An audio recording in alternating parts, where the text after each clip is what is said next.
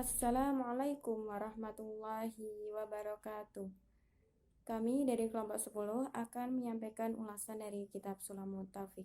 Sebelumnya saya akan memperkenalkan anggota dari kelompok saya.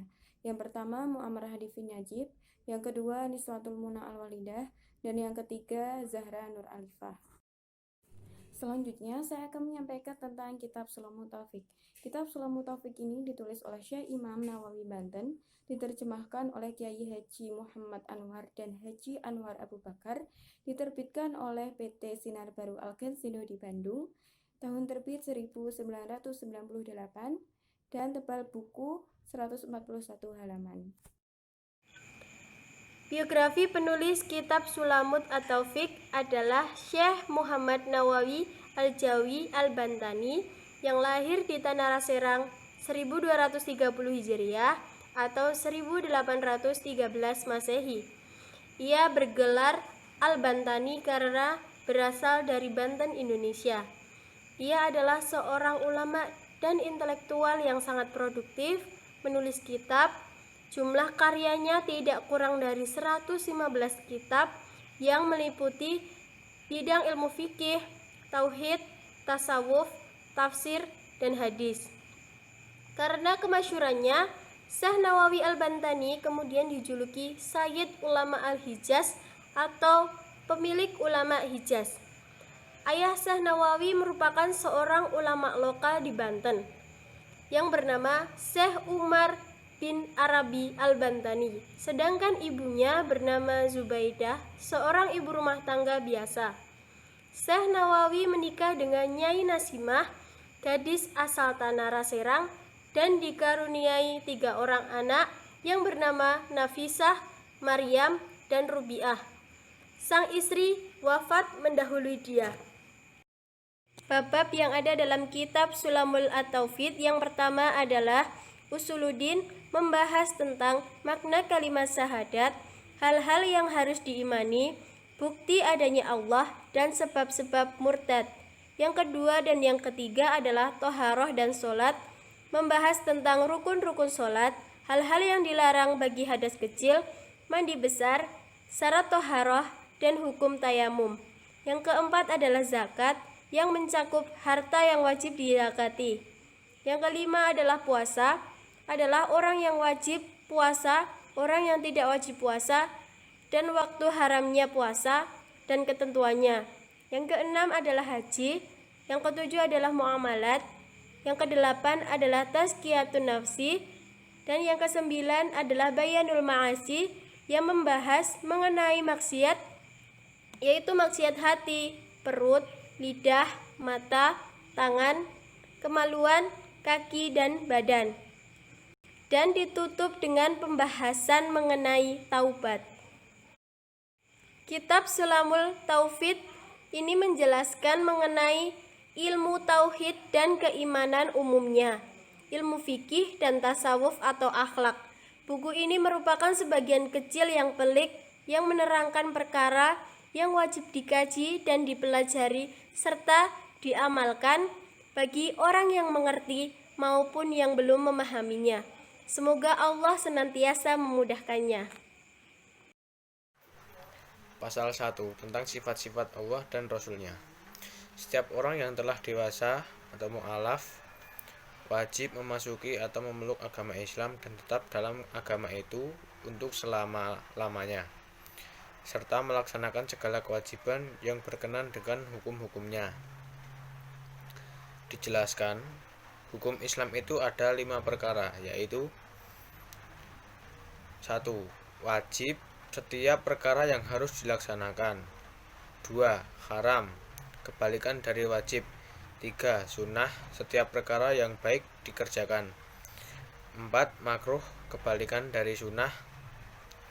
5. Mubah, setiap perkara yang boleh dikerjakan dan boleh tidak dikerjakan.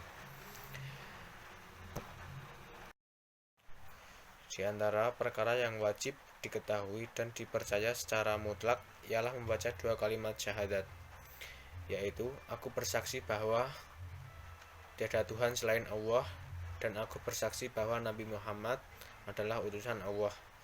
Keterangan, Dua kalimat syahadat itu wajib diucapkan dan dengan lisan dan diiktikadkan dalam hati. Apabila orang pernah membacanya, dianggap orang itu Islam, meskipun belum mengerjakan kewajiban yang lainnya. Makna aku bersaksi bahwa tiada Tuhan selain Allah ialah hendaknya kamu mengetahui, mempercayai, beriman, dan membenarkan bahwa tiada yang wajib disembah di alam wujud ini selain Allah Subhanahu wa taala, atau tidak terdiri dari beberapa bagian dan tidak dapat dibagi-bagi zatnya maupun sifat-sifatnya, serta tidak bertempat tinggal seperti makhluk lainnya. Di antara berita yang di bawahnya ialah mengenai siksa kubur bagi orang yang durhaka dan nikmatnya bagi orang-orang yang bertakwa. Pemeriksaan dua malaikat utusan Allah, yaitu Munkar dan Nakir. Ba'ats, yaitu seluruh makhluk yang bernyawa dihidupkan kembali dari kuburnya pada hari kiamat akhirat kelak. Hasyar, yaitu seluruh makhluk dikumpulkan. Kiamat, yaitu saat dihancurkannya seluruh alam ini sehingga tiada yang kekal selain Allah, Zat yang Maha Agung. Hisaban, yaitu pemeriksaan dan perhitungan seluruh amal perbuatan manusia yang baik maupun buruk. Sawab, yaitu pahala yang amat besar serta kekal bagi orang-orang yang beriman dan beramal soleh. Kemudian azab, yaitu siksaan Allah dengan api neraka. Mizan, yaitu timbangan amal perbuatan manusia. Neraka, yaitu tempat siksaan yang maha dahsyat dan hebat. Syirat, yaitu jembatan di atas neraka jahanam, permulaannya di Mauqif dan ujungnya di pintu surga. Jembatan itu lebih halus daripada rambut dan lebih tajam daripada pisau cukur. Haud, yaitu telaga milik Nabi Muhammad SAW yang luasnya ribuan kilometer persegi.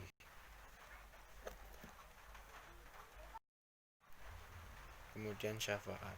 Syafaat adalah pembelaan pada Nabi Allah kepada umatnya atau pembelaan para wali, para ulama, dan para sholihah terhadap orang yang berdosa. Kemudian jannah, yaitu surga tempat kebahagiaan di akhirat bagi orang-orang yang bertakwa. Kemudian khulud, yaitu keadaan hari akhir itu kekal tiada ujungnya. Kemudian ru'yatullah, yaitu malaikat zat Allah Subhanahu wa taala di dalam surga bagi ahli surga. Selanjutnya, kamu wajib percaya kepada malaikat Allah. Malaikat itu adalah makhluk Allah yang berjasad halus termasuk alam rohani yang dibuat dari nur atau cahaya. Wajib percaya kepada Rasul Allah.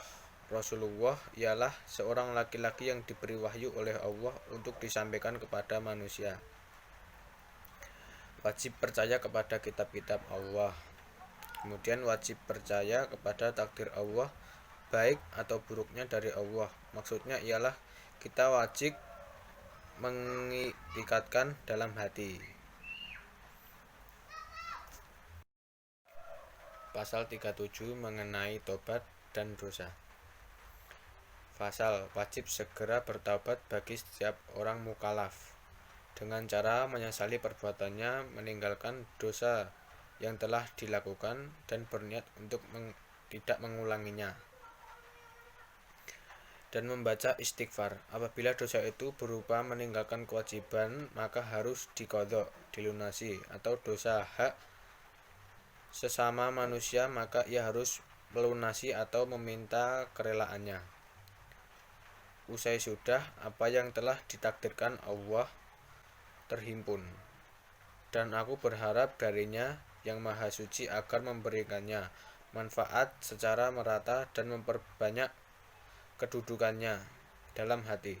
Aku berharap ada seseorang yang rela menelaahnya dari kalangan cendekiawan, dan apabila ternyata melihat kesalahan atau kekeliruan yang ada di dalam agar mengingatkan hal itu dengan pembenaran yang jelas, supaya orang lebih berhati-hati mengikuti perkataanku, padahal yang tidak benar, karena kebenaran itu lebih berhak diikuti, sedangkan manusia adalah tempat kesalahan dari lupa. Wahai Tuhanku, ampunilah kami dan saudara kami, yaitu orang-orang yang telah mendahului kami, dengan membawa iman, dan janganlah Engkau jadikan dalam hati kami sebagai kebencian terhadap orang-orang yang beriman. Wahai Tuhan kami, sesungguhnya Engkau Maha Pengasih lagi Maha Penyayang. Wahai Allah Subhanahu wa Ta'ala, ampunan-Mu yang paling luas dibanding dosa-dosa kami, dan rahmat-Mu lah yang aku harapkan di sisi kami.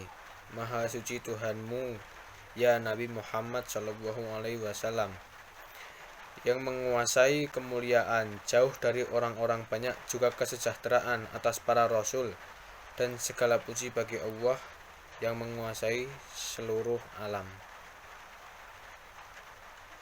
Syukron. Selanjutnya, saya akan menyampaikan tentang kelebihan dari kitab Sulamut Taufik. Kitab Sulamut Taufik ini bahasanya mudah dipahami karena sudah diterjemahkan dalam bahasa Indonesia.